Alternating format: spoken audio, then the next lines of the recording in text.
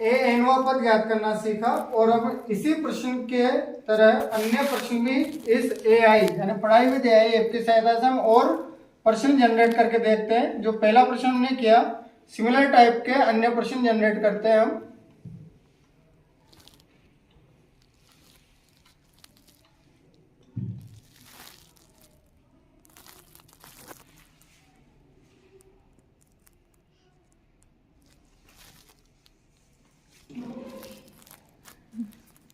तो पढ़ाई with AI की सहायता से जैसे हमने दो प्रश्न अभी जनरेट किए, तो दोनों प्रश्न देखो सिमिलर टाइप के दो प्रश्न हमारे पास बनकर आ गए हैं। पहला प्रश्न आया है, प्रथम पद a बराबर 5, d बराबर 2, n बराबर 10 और हमें a n वह पद ज्ञात करना है।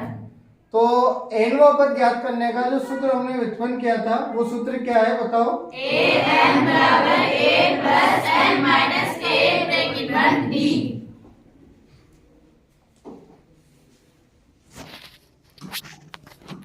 अब यहाँ पर हमारे पास में ये सूत्र बोला a n बराबर a plus n minus 1 t।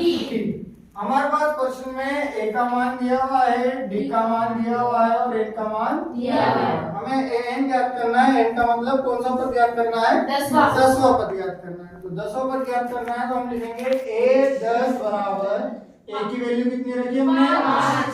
n की वैल्यू कितनी रखी हमने? 10। और d की वैल्यू कितनी रखी हमने? 2।